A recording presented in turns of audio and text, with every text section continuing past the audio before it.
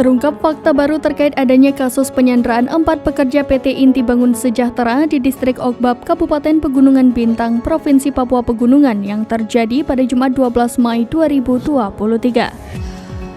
Sebelumnya dilaporkan bahwa 4 pekerja PT IBS tersebut disandra oleh KKB.